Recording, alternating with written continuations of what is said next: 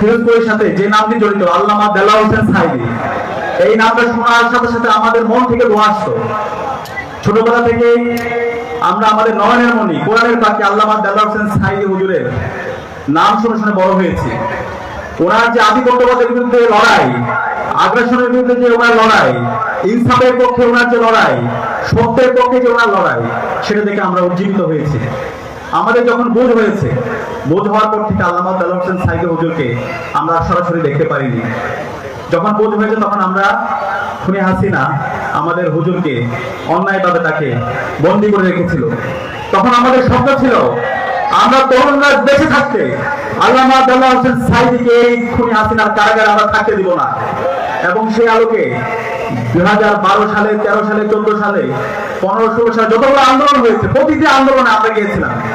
আমরা আল্লাহর কাছে দোয়া করেছিলাম, আল্লাহ তুমি আমাদের জীবন নিয়ে নাও, কিন্তু আমাদের নয়নের মনি কোরআনের পাখি আল্লামা দেলাওয়ার হোসেন সাঈদী হুজুরকে আমাদের মাঝে ফিরিয়ে দাও। হাসিনা যখন 2013 সালের 28 ফেব্রুয়ারিতে আল্লামা দেলাওয়ার হোসেন সাঈদী হুজুরের বিরুদ্ধে অন্যায় রায় দিয়েছিল, সেই রায় পরবর্তী সারা বাংলাদেশে 64টি জেলায় টেকনাফ থেকে তেঁতুলিয়া প্রত্যেকটা প্রান্তরে মুক্তিকামী ছাত্র জনতা রাস্তায় নেমেছিল। একদিনে 200-এর অধিক আমাদের ভাই বোন শহীদ হয়েছিল, হাজার হাজার মুক্তিকামী ছাত্র জনতা গাজী হয়েছিল। এবং এর পরবর্তীতে বাংলাদেশে অসংখ্য আন্দোলন সংগ্রাম হয়েছে, লড়াই হয়েছে, এবং সেই আন্দোলন সংগ্রামগুলো আমরা সর্বাত্মকভাবে আমরা নেতৃত্ব দিয়েছিলাম। এবং আমরা আল্লামা দেলাওয়ার হোসেন সাঈদী হুজুরকে মুক্তি করার জন্য আমরা সবসময় রাজপথে লড়াই সংগ্রাম করেছিলাম। জুলাই বিপ্লবের শহীদদের ইমাম বলা হয় শহীদ আবু সাঈদ, শহীদ ওয়াসিম, শহীদ শান্ত, এরা প্রত্যেকেই আল্লামা দেলাওয়ার হোসেন সাঈদীর যে আকাঙ্ক্ষা, সাঈদী হুজুর যে আকাঙ্ক্ষা লালন করতো, তারাই সে আকাঙ্ক্ষা লালন করতো।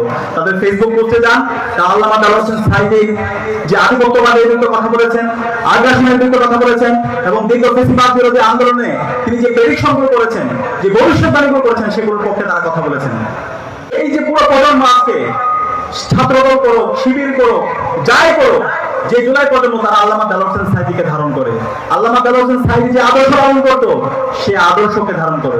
এই আদর্শটা হচ্ছে বাংলাদেশ কোনটি আদর্শ, বাংলাদেশকে ধারণ করা, বাংলাদেশের মাটি মানুষকে ধারণ করা, দেশের জন্য যদি জীবন দিতে হয় সেই জীবন দেওয়ার জন্য প্রস্তুত থাকা, দেশের স্বাধীনতা, সার্বভৌমত্ব, অখণ্ডতার জন্য কথা বলা, দুর্নীতির বিরুদ্ধে, রাহাজানির বিরুদ্ধে, অন্যায়ের বিরুদ্ধে কথা বলা, এবং ইনসাফের পক্ষে সবসময় নিজেদের অবস্থান পরিষ্কার রাখা। এইভাবে যদি আমরা আমাদের প্রতিবাদ প্রতিরোধ জায়গায় রাখতে পারি, ইনশাআল্লাহ বাংলাদেশ আর কখনো পথ হারাবে না। ইনশাআল্লাহ আমরা কি পারবো? ইনশাআল্লাহ।